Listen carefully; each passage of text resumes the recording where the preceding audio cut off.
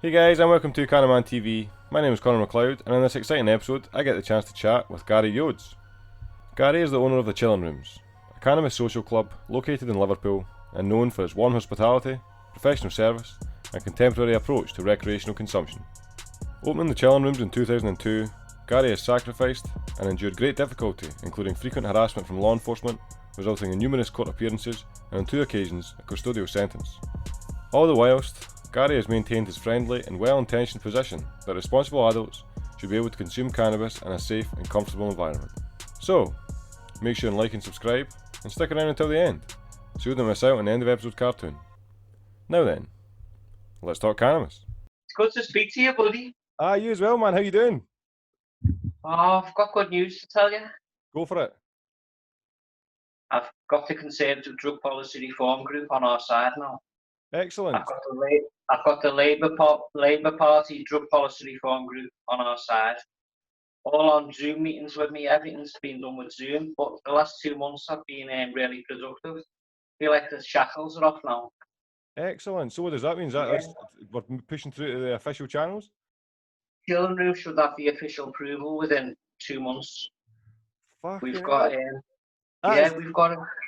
we're structured and professional now. I've got like 10 other people who've been meeting me with me behind the scenes who are just giving me a stamp of authority, really. Just getting me rubber stamps. It's as simple as that, really, because what we've been doing for 20 years, we fine-tuned it like a fine engine, and it's ready to roll. Like. Fantastic, Gary. I mean, that's down to you, man. Well done. Good for you, man. Yeah. I'm gobsmacked. I wasn't expecting that first thing in an interview, man. This is brilliant. This is fantastic news. So, I mean, did this just come out the woodwork? Did you just, or were you planning it for this year? Well, I've been in contact with all these people through me corporate, not corporate, but real life people who like believe in what we've been doing, and like our 20 years work now behind the scenes it's got recognitions, I think. Yeah. So I'm really proud. Like I feel like I'm on the top of a mountain. Oh, you are, man. Definitely. I want to get 100,000 other coffee shops up and running now. So it's a locally produced, all organic, safe environment. Where we can all just chill and we can trade and all just get our communities back together and make things better after COVID. Like all the job losses and that. It's just the opportunity now for like hopefully not corporates, just it's locally produced. Yeah. Organic medicine, like I say, to no, seed to sale. Yeah. Seed to sale, all done through an app as well. Right. What's the app?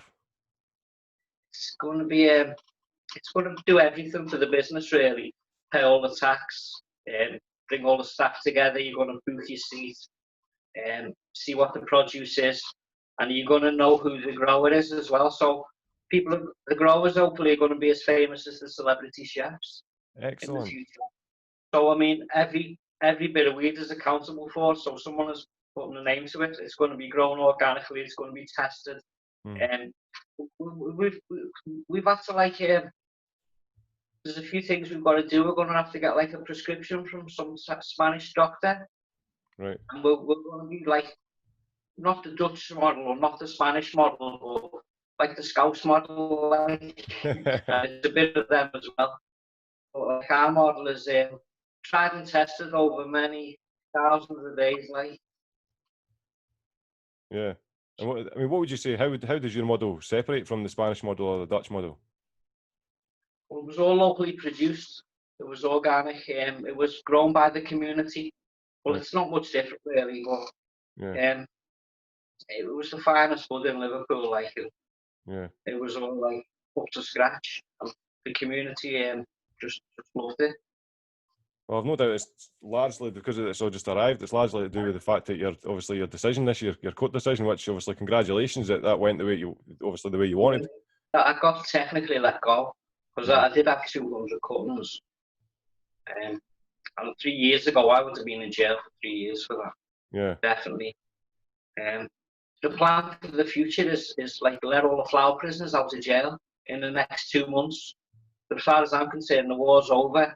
it's costing millions of pounds and spending on the judiciary and jails and tax and probation and all this money what needn't be spent. So all these people are gonna like hopefully come out of jail and come into high-paying jobs because we are the highest authority now. As far as I'm concerned, as soon as I open the door in 8 weeks, the war's over, like, and the business is going to grow organically from the communities, grassroots. So everyone can open their own little unique space, and it's a safe space, free from hard drugs, free from alcohol, and just somewhere where you can relax and, you know, with like-minded people, and we'll all get along, and we're all accountable for, and there'll be no cash in there either. It's going to be cashless, so which is a good thing. And we're going to pay all the tax. We've got Birmingham Chamber of Commerce accountants who are working with us now. Excellent. We've got really, with the top authority, like, as far as I'm concerned, and we are going to be open really shortly. I mean, this is tremendous. I mean, this is like leaps and bounds from 2 years ago, even. Yes, it's like the war's over, like. I mean, do you think this is COVID? Do you think this is they've just realised that this is going to give a huge boost to the economy, and that's why they're just doing it now? After the COVID, I mean, I just felt like the shackles come off me. I just felt like the wall I've been trying to knock down for 20 years, I feel like we've just demolished it. Yeah. This prohibition, we'll call it the drug war, and whatever's gone on behind the scenes, all the arrests and the prison years, and okay, it's all coming to an end. It's like slavery coming to an end now. Yeah. We're going to get millions of jobs in this new economy. Like anything, like any new boost, there's always going to be critics. I mean, so what would you say to the people that would probably say that recreational cannabis clubs, because you know what it's like when it comes to the cannabis community, there's the split dynamic. You've got the medicinal, and then you've got the people that use recreational, then you've got the people that don't really care about either as long as it gets put through. A lot of the people on the medicinal side, the corporate medicinal side really are saying that recreational cannabis clubs kind of encourage black market use. It shouldn't be put that way, obviously. What would you say to those people? Well, our model is going to take it off the streets. It's going to regulate it in a safe environment. So the coffee shop model, or our model, is literally ready to roll out on it. It's all produced by the members, so it's all it's going to be organic. It's going to be trimmed right, cured right, grew with love. And we're going to have maybe 100 different growers for each coffee shop. So the black market will be definitely wiped out within 2 years. Yeah. And everyone will be opening their own coffee shops and providing lovely little spaces. Yeah, yeah. I sincerely hope this actually goes. Sorry? I think there's space for 500 coffee shops in Liverpool. Yeah. Yeah, so I mean, I don't know what city you're from, but I know every community could do with a few coffee shops and a few little community places where we can all like stop being criminals and get out of our houses and just be with like-minded people. Yeah, I live in Fife, and to be honest, that's why this is so exciting, Gary, man, because the people around here it's like the Stone Age, man. It's frightening, you know. It really is. It's like the idea of a coffee shop, a cannabis coffee shop, would probably blow their mind. You know, essentially up here, often, I mean, bearing in mind, you've still got the same counterculture, the same group of people that you've got down your way as well, the same underpinning of the culture that's ready to be like, look, the shackles needs to completely finish, you know. But the majority of people up here are kind of cave dynamic, you know. CBD shop is fucking, it blows their mind, you know what I mean? And it's 50 years of the drug war. Yeah. I mean, and the propaganda what's been against us and that. I mean, it's not politically correct to be against us organic people no more, is it? Because all the other people have been like, they've lost their liberties, haven't they? Because they've been under curfew and you can't go out because of curfew. But like, the new age is like, everyone can go to a safe place, can't they? Everyone can have a living wage, and okay, we can pay high wages, and we can bring bakers and joiners and air conditioner engineers and people making the tea. I mean, there's thousands of people who are alienated because they use a bit of cannabis, who are like got criminal records, who can't join the legal economy, we'll say. But Chillin Rooms was wants to employ all these people, all the people who serve time in jail. I want to get them compensation. I want all the fines paid back as well. No, if you pay the fine, I want it all paid back. So there's lots of compensation due. Yeah, we'll say. Yeah, to say the least, you know. Just to say the least, you know, there's a lot of compensation. I mean, like you mentioned, 50 years plus of people being harassed and persecuted. I mean, One of the things that I noticed. Kidnapped off the street. Sorry. Kidnapped off the street. Yeah, exactly that. And it's not just that; they're also their entire families then and tagged with a black mark because they've been associated with some drug element. When the reality is, it's the legislation that's it's just absolute bullshit. You know, it's like somebody going to prison for cabbage or carrots or tomatoes. You know, it's ridiculous. Yeah. So yeah, I mean, one of the things after looking on like just for this interview for researching some of your stuff, I noticed that it was like even when you first opened, you were paying £10 an hour. Which is a fantastic wage. I mean, that's straight away, and these are local people again, so it's just a boost in every form when it comes to these cannabis social. I also had like 5 different little bakers who were bringing edibles in, all their own little produce, and like they were going on with like a good wage for like baking a few cakes and things like that, which I was retailing for everybody, and you know, just everyone was happy. So we had all different menus. We had maybe 20 different varieties of homegrown from the community, you know, like all different strains. And we had maybe 5 or 6 different bakers bringing their little cakes in, and we had all the live music as well. I had like 10 different bands on every night, so it was like X Factor every night in your living room, but like with all these like-minded people, and just the ventilation was good in there, the lighting was like cool, and the people made it. My friends like were filmmakers and just hipsters, movers, shakers, people you'd like invite round for your Sunday dinner, and like just made me very proud every night being in there, like just to providing that nice space. But to say I'm a real businessman and I've been struggling for 20 years to bring this to fruition, but I'm at the top of the mountain now, and like everyone can like learn off me because all my years of knowledge it can be like in this new industry, which it is going to be recreational. There's going to be people serving cups of tea, and there's going to be growers who are going to be cards in, who are going to be paying the tax, and managers of coffee shops are going to be earning good money. I mean, so many different varieties and different avenues we can explore, right from not just the smoking it. I mean, there's the textiles and the oil and the therapeutic and the just everything about it is like a game changer, isn't it?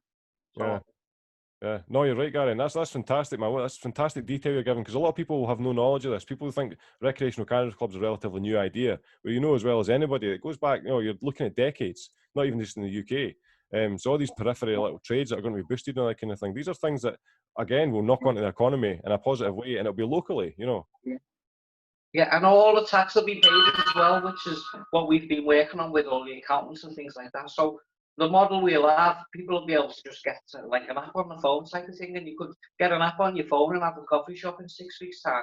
It'll be as easy as that. Like, it's just like everyone's accountable for now, aren't they? So we'll weed out all the bad people, and we'll know who the good people are and the organic people, and we'll all like grow together. And because it's not about the money, it's about the freedom, it's about the prosperity, it's about bringing health and harmony to the communities what have been so disadvantaged with the drug war. And like our model, which is gives back. People don't have to work for their habit, like your habit works for you now type of thing, and any extra bring to Chillin Rooms, and Chillin Rooms will retail it for you type of thing. So all this economy, every single bag of weed will be paid the tax on within 2 years, hopefully. Yeah, and Chillin Rooms will be coming to every town and city, hopefully. So what I'm saying to people is get your coffee shops ready right now, because if they're going to have to be safe, they're going to have to be clean, they're going to have to be presentable, and they're going to have to be all above board, and just be beacons of the community. And that's what Chillin Rooms was like. It just brought the coolest people together. So for people that would be eager to do that kind of thing, how would you recommend going about it to get their shop? Obviously, what would your first step would be to get a responsible location, obviously away from schools, away from busy areas, that kind of thing? I'd recommend it be on the bus route. I'd recommend it to be, think of a size and then treble it times 3, because Chillin Rooms outgrew itself within a matter of weeks. So you need seating for like at least 100 people. Right. Up to 200-300 people, hopefully. You need a really good ventilation system. It needs to be comfortable, and you need to be respectful to all your neighbours, and hopefully where I'm going to invest is the roughest areas, the place where stink of urine, you've got the syringe on the floor, the can of beer or whatever it is, the smash bottle, and I want to invest in them places. I want to go to them places and turn them around, and don't just provide jobs and if I can end poverty, which I can end crime. And my overall business plan is to put crime out of business. I don't know if you listened to a Chris Dorr interview the other day on Channel 4, where he was talking about emptying the jails, and it was a really good piece. And he's a top QC, and I just like times are changing. Yeah. So I mean, obviously, go on the way it is. Yeah. Liverpool is like Afghanistan some days. There's people shot every other day, and there's gang warfare. People are scared to go out of the night, and I want to chill the place out like and just bring about peace. And that's what our goals and aims are. That is one of we're well advanced in the talks. Like, Yeah. I'm calling myself the field marshal now because I've won the war type of thing, and I'm here to educate and give back. No, it's exciting times. It's exciting times, Gary. I mean, this is really is. This is fantastic to hear, especially because it's not just a case where you've got other like-minded people that are engaged with you. That these are people that would formally be opposing this situation, that are in active talks with you to how push it forward into a more responsible direction. From the highest echelons of government. So that's fantastic. I'm very proud now. You should be proud, Gary. We're all singing the same song, and it's just getting louder and louder, and every city will be singing this song soon, okay? And we all know the words. Everyone wants to look themselves in the mirror and provide it. So in a few years, the place is going to be safer for your children or your family or your mum or your daughter to go out. So, like, everyone will be looking out for one another, like real neighbourhood should be. So I'm going to rebrand the police officers as well in Liverpool to peace officers. Yeah. Okay, one day, yeah. They're going to join with our community and all live in harmony with us. Maybe wear a green uniform with a little cannabis leaf on the badge. What a day that would be if I seen that come towards me, man. That'd be brilliant. Yeah. In a not so distant future. Yeah. But mark my words, Merseyside Police, you're getting rebranded, you're getting all your funds is not going to be spent on the drug war no more. It's going to be spent on tackling real crime, what the community wants. The burglars and the rapists and the child abusers and the violence and just the things what the community's fed up with. Yeah. We're all moral, and like it's just the 1 or 2% who are causing all the crime and the corruption, but hopefully we're going to rise above all that and we're going to all look out for one another, and it's just going to be an amazing organic future. That sounds fantastic, Gary. It really does. And the thing is, your sacrifice has paid off. You know, the difficulty you've experienced, all those times of absolute struggle. You're sitting here right at this moment. It's paying off, man. It's paid off. You know, it just goes to show you. Yeah, within 2 or 3 years, we're going to have 2 or 3 million jobs. Wouldn't that be lovely? That would be all fantastic. The building trades will be doing all these coffee shops up. All little 3-man building firms all be back to work. Okay, and like when the lockdown's over, we can open with the coffee shops, and like it's.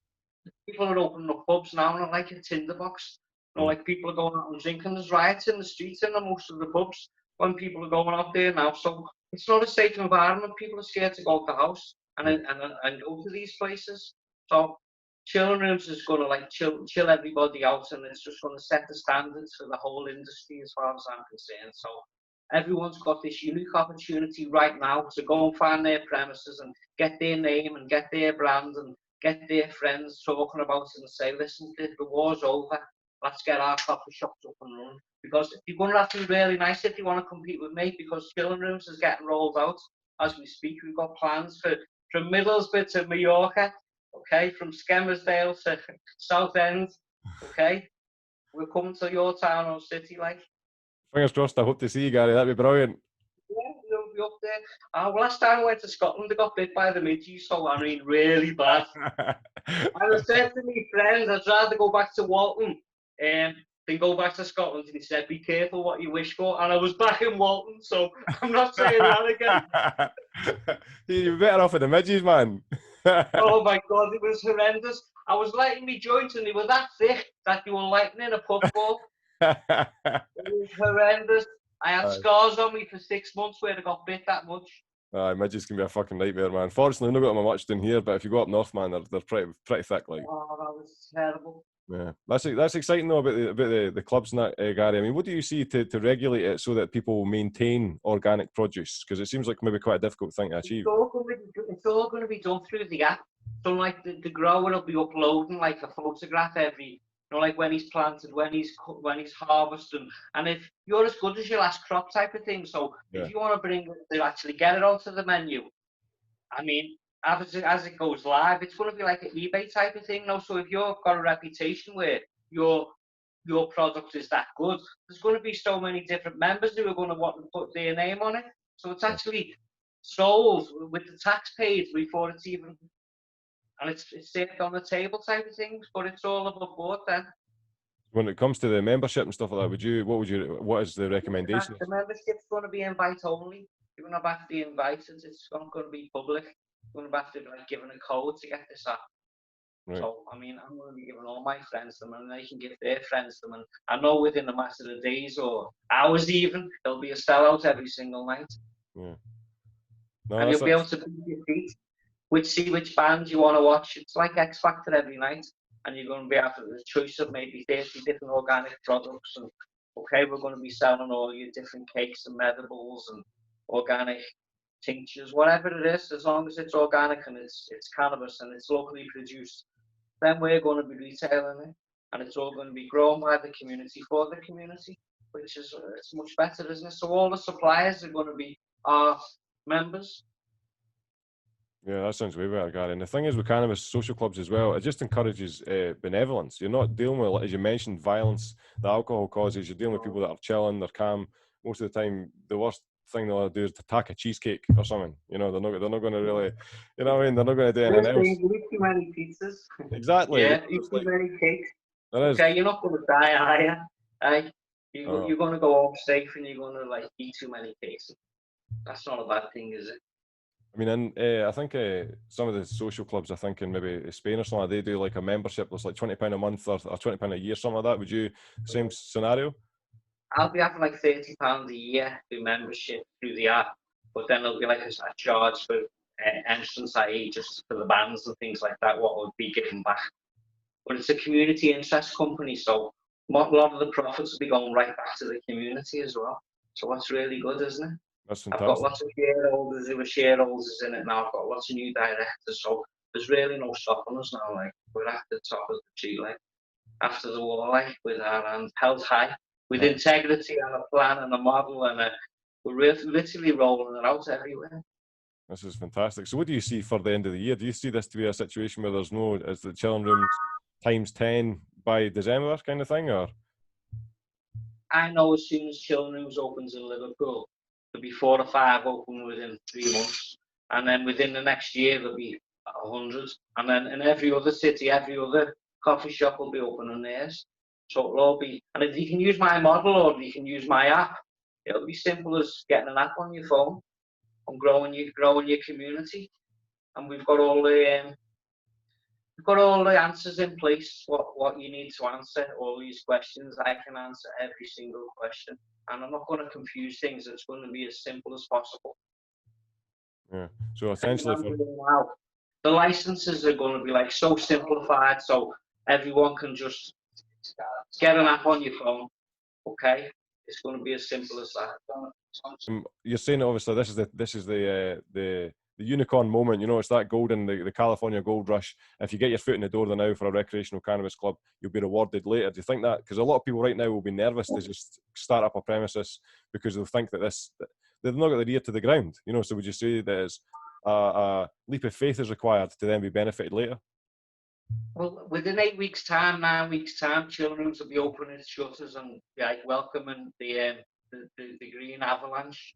Okay, so within 8 weeks, I will have the signed seals, approvals, and all these things in place. Which is an indicator for everybody else. Everyone else can just go and live your dream now. Okay, get your empire ready, and okay, employ all your friends and your family, and provide nice, clean, organic jobs for the community. And okay, we can look after everybody from 18 to 88. But you can water a plant, or you can bake a cake, or you can wash a dish, or load the dishwasher, or all these little things was beneficial. And there's a job for everybody. We don't like discriminate against race, colour, creed, religion, anything at all. It's like it's a creative pot of creativity, and we're all going to create, and we're going to grow organically, and it's just going to be an amazing future.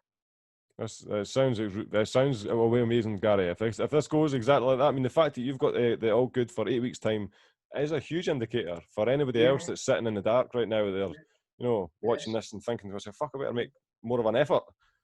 Yeah, well, the Conservative Drug Policy Reform Group have just given me backing. I've had emails today, and Labour Party are already on our side. Like, and all these, I've got London solicitors, Birmingham Chamber of Commerce accountants. I mean, the Cannabis Trade Share Association chair is like working with us. So, I mean, we've got a few MPs as well. Hopefully, Liverpool is elected a new crime commissioner in the next few months. So we should have been electing one in May this year, but because of the corona, it's been postponed. But when they put up the candidates, me and my friends are going to ask them, because they're going to be voted in for 4 years. So through my community and my influence, they're going to have to be on our side, because they're not going to get voted in either way. Because me and all my friends are going to be asking these questions directly to them, maybe sitting and looking at them in the eye and saying, "You want to carry this on? Do you want to keep putting all these people in jail? Okay, ripping families apart, or do you want to work with me and my community, and let's grow our communities, and let's end this war?" Because I've ended it now. Okay, I am the light at the end of the tunnel. I am like the answer to all communities' problems. Do you think that's a possibility? Do you think they might just do a 180 when it comes about that in a few months' time? They just will look, depending on the person's position. The new crime commission is not getting voted in unless they're cannabis friendly. Yeah. Fact. That's it. Yeah. That's the position I'm in now, and I'm holding my head high. And I can't wait to meet the representations who they put forward, because I'll be the first to go and ask them what their policy is. Well, if they've got any form of common sense or any form of contemporary knowledge of what the culture is and where society is, they wouldn't go so aggressive to say this shouldn't be even passed, because, like you said, to have such backing from Labour, from government officials, the cross-parliamentary Conservative group, that's a big deal, Gary. That's a big deal, man. Yeah. That's yeah. So if they're not on my side, they're on the wrong side. Yeah. So this is fantastic, man. So did all this just come out the woodwork since your court decision a few months back?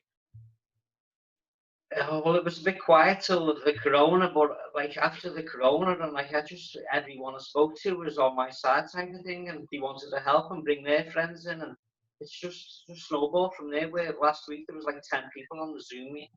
I've got like Luella Bailey, who's from BBC Anchorwoman. Right. She's on the Zoom meeting. There's Neil Woods, who was Law Enforcement Action Partnership.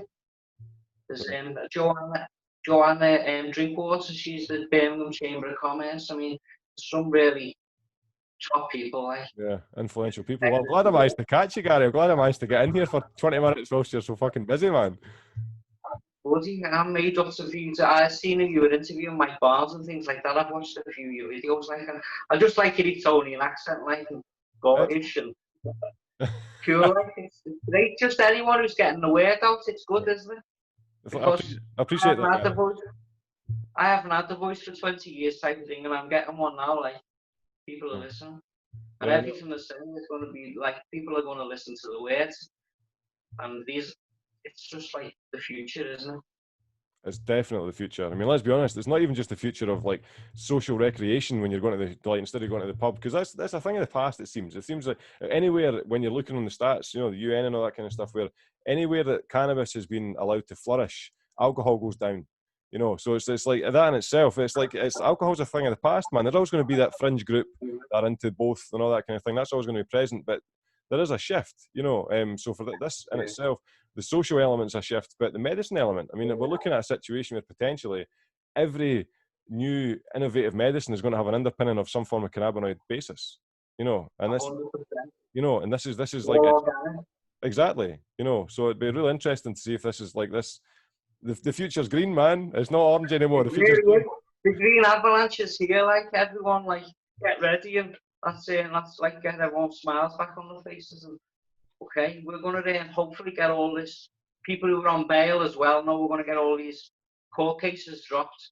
Yeah. So I'm like, hopefully we're going to be meeting the Conservative drug policy in the next few days and iron out a few of the little fine details, i.e. getting the people out of jail, getting the compensation to the people, getting the just payback to the community who've been victimised and stigmatised and hunted down, and you know, families ripped apart. I mean, there's a lot of payback, and Well, fingers crossed this, because obviously the Scottish drug policy is under the Westminster umbrella as well. So fingers crossed this has a knock-on effect and it follows up here. Yeah.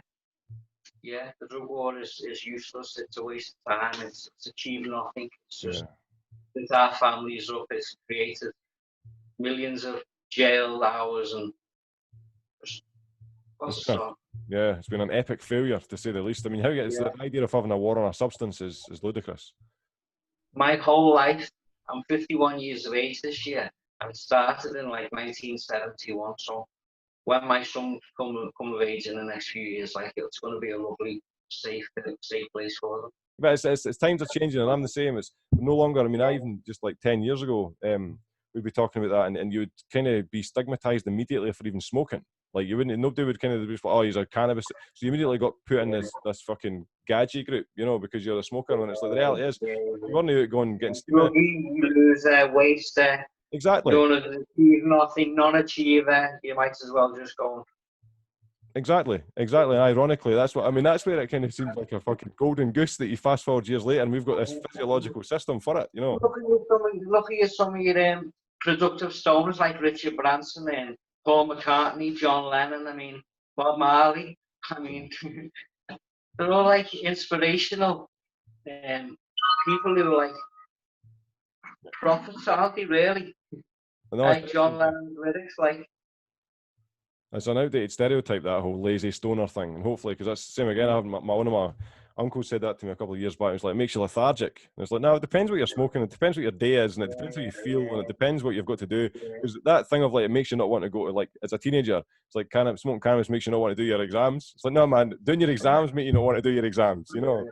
It's like these most of the people, I think, the high functioning people in this society, i.e. all your computer designers and your artists and your free thinkers and your musicians, it's all people who are organically thinking and getting these little things going in the brain when you've had a few hits of the bong or whatever it is, and just like creating good for the world. Okay, they're not bringing bad, are they? They're not violent or, you know, aggressive. I mean, if someone's walking down the road and they're rude, obnoxious, loud, threatening, I mean, they haven't had a split out. They've been obviously thinking the stuff what doesn't see apples and that. Exactly. I mean, it's actually quite interesting you say that about the creativity element, because that whole, as you're fully aware, anandamide, you know, that endocannabinoid the body produces itself, is actually known for one of the the properties of it is actually known for disassociated thinking. So it helps you like imagine, essentially. Yes. So that's me. I'm a daydreamer, but like when I was in jail, I felt like I had a tin hat on. I had no vision or no thoughts, and when I come out, it was like someone opening an orange. You know that? As soon as they had the joint, it was like, whoa, the inspiration come back, and I was like, wow, I'm back. That must have been some joint, man. Then 5 months ago, when I was in jail, like, it was just, you know, it was just like I was asleep.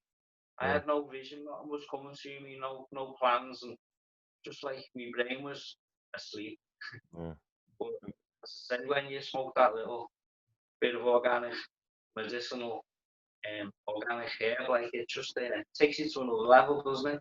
Makes you think different, and rise above the smoke, and like see clearly, and you know, it cuts all the bullshit out, and like it heals you, it brings health, and it's looked after me for the last 30 years, really. I've been the first in work and the last home. I mean, like, it's never interrupted me responsibilities as a moral human being. I mean, I've always put my bins out and make sure my kids get to school. Okay, I've provided, and okay, it's been a struggle, but the plant like is I'm still here now, and I've got my own teeth, I've got my hair, and I'm standing tall type of thing, and I'm going to achieve lots in the next few years because I'm out the box now. And sometimes when you're in that jail cell, I mean, you're really in the box. You can't do nothing. You can't communicate. I mean, you've got 2 second-class stamps you've got, because you can't really afford a stamp. So, I mean, I can communicate now, and you can only get the message out, and okay, tell people the war's over, like, and it is going to be community. interest in businesses, what are giving back, and we're going to put crime out of business. We're going to defund the police. Yeah, that sounds fantastic, Gary. I mean, one of the things as well, you just do the community-based production of these cannabis social clubs, is it removes the chance of a monopoly. Like, we're not wanting that thing where it's like Starbucks or Costa and you've got 400 the same product. You're not wanting that, you know. No, it's wherever you want to be, whatever your friendly can open is, and okay, and if they don't want to open theirs, they can go and work in their friends, can't they? And do whatever they want. But everyone can dream big now. It's for everybody, this. No one left behind. From the poorest to the, I don't know, as long as you're morally right and you can fit into this community, there's a space for you. And we'll be waiting for you with open arms. We'll be, criminal records is going to be a CV. Not like if you've been to jail for 3 or 4 times for growing cannabis, I mean, well, you're going to be top of our list, aren't you? You're one of our registered growers. So we can meet you at the prison gates, we can get you accommodation, we can get you looked after, we can get you being a taxpayer again, rather than being in the system with a tag on your leg and going to some Quango who doesn't really care. He's got another 50 or 60 clients who are coming that week just to sign a signature. You want to be watering your plants now and, okay, providing for the community. I sincerely hope everything that you have said happens in its fruition. I sincerely do, because if that's the case, society is going to benefit as a whole. Everybody, every community, from the poorest people right down, and I'm going to turn the poorest communities right round now, because that's where Chillin Rooms is going right now. The roughest places where nobody else will invest. I'm going to build these big, beautiful coffee shops and bring all the communities back together. But right next to me, I'd like your coffee shop or whoever else wants to put theirs, because there's that many different people who have been stuck in the houses for years and years who just want to meet like-minded people and, you know, bring their wares and bring their little, you know, even if you're not growing weed, you could be knitting or painting artists or creating music or making something with your hands, metal work, musical instruments. Just so creative, everyone can be creative. That sounds brilliant. It really does. I mean, essentially, we've pretty much covered most of the things that I was going to cover. You got anything you want to add before I get going? No, just help me get the word out, and as I say, keep interviewing people, and your channel is amazing. Like, because as I say, people want content, don't they? People want to see what's happening, and if you can get the word out, like, because I've never spoke to anybody really. You know, like, I've had the 15-minute clip on YouTube, like, but that's about it. Yeah. But only because society was that way type of thing. We were frowned upon, like you've been saying, but say the one's over and let's all grow together. Let's get our coffee shop, this whole industry up and running right now. I really appreciate the comments, especially towards the channel there, Gary, because that's one of the things where it's like, this is hard, man, right? Do you know, doing the channel all the time and trying to source people and that kind of thing, because I'm a fucking lone soldier, man. It's just me on my own, even my fucking, you know, even my mates. But you're doing a good job. You're too okay, you deserve a big medal. Sorry? You really deserve a medal, because, as I say, people want this content. They want to, like, I was made up watching Mike Barnes, and Mike Barnes has got the clinic in Manchester, hasn't he? Yeah, that's right. What I said to the corporate people is, if you want to compete with me, you've got to produce cannabis between £5 and £10 an ounce, because that's what me and my friends are growing for. But if you want to listen to me, and we can retail it at £10 a gram. So, I mean, there's lots of business for it, and we can pay all the suppliers and pay all the tax, and there's enough for everybody. Yeah, and to be honest, this is, I don't know if you're aware, but the channel, that's the reason why it's called CANNAMAntv, because I've actually got a CANNAMAN comic book, and that's what my whole fucking dream, Gary, because I'm listening to your dream here, man, and I'm excited, because it just shows you, struggle pays off. That's what this is. You've struggled like fuck, and it's 20 years, you know, and this is where it's awesome, because the CANNAMAN thing, the comic book, I say this to everybody, because I'm a firm believer, you speak your truth and you speak your future. And the CANNAMAN, they kind of just smirk at you with a wee wry, like, yeah, very good. But I believe it, man, and I feel it, because the CANNAMAN comic book is going to be an animation. I'm going to make that the longest running, first ever animation to actually come out of Scotland, man, right? You quote me on this, Gary. I fucking promise you, man, this will happen. I promise you. But this is how it'll be, and all these things will tick into place, man, and we're in the right time. I swear to God, man. 100%. This is the time, yeah. This will happen, man. This will happen. So you're about to fucking. I'm looking forward to hear my first joint in the Chillin Rooms when possible. We're all like a big family now, and we're all on the same song sheet, aren't we? We all know the song, and we're all looking at ourselves in the mirror, and we know what's right and wrong, and this is the right thing right now. Definitely, definitely. Well, I've thoroughly enjoyed chatting with you, Gary. I really appreciate it. Thank you. Speak again soon, then. Thanks to Gary for giving me his time, and thanks to you for sticking around until the end of the video. I sincerely hope you enjoy the content. I'll see you next time.